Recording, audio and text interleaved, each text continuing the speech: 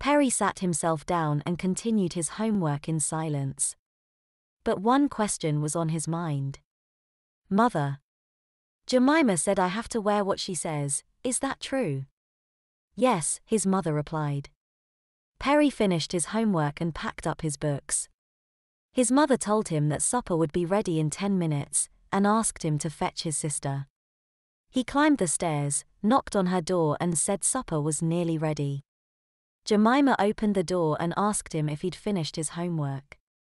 Yes. Well, I'd better chose you a pretty dress to wear, hadn't I? She marched into his room and opened his wardrobe. Removed a dress and said, this is a nice one, don't you think, holding up a plain navy blue frock with fake brass buttons and a white lace pan collar. She dropped it into his hands as she passed, leaving him alone on the landing. Where's Perry? Her mother asked as Jemima entered alone. He's getting changed, she said proudly, pulling out a chair and sitting at the table. Did you notice he'd also shave his legs yesterday? Her mother asked. Yes, she replied. And what do you think about that? Her mother asked as she placed the plates on the table. At least he's doing it properly, there's no point wearing girls' clothes and not shaving his legs. Jemima replied. A few minutes later, Perry appeared wearing the navy blue frock, along with his white knee socks and Mary Jane's. His mother looked him up and down and said, you should really be wearing tights rather than knee socks with a dress like that. Oh, sorry. I didn't know, he grumbled. Never mind, she replied. However, after supper, his mother insisted he put some tights on, and accompanies him to his room to show him which pair. His mother closes the door shut, and asks him to sit at his dressing table. She takes her place on his pink bed and removes the knickers from his baby doll from his laundry bin. Did you enjoy wearing these last night?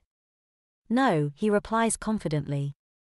His shame reaches new depths as she points out the telltale stain on them. Well, this stain says otherwise, she said, before placing them back in his laundry basket. Perry hung his head in shame. Sorry, he sulked. Well, until you can control yourself, you'll be wearing these under your nightclothes. Oh please mother, not those, he said as she removed a pair of absorbent nighttimers from one of his drawers. Adding insult to injury, she'd bought him the girl's version too. No matter how much he pleaded, she insisted he wore them. I'll come in and check later, and believe me, if you're not wearing them, you'll be one of the girls at school tomorrow. His mother placed the nighttimers beneath his pillow and assured him she wouldn't mention this to his sister. We'll see you downstairs when you've put your tights on, were her parting words.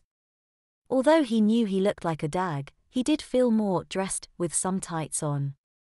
In fact, come 8 o'clock when his mother told him it was time to get ready for bed, he knew the daggy look was preferable to the pink princess nightie his sister had chosen.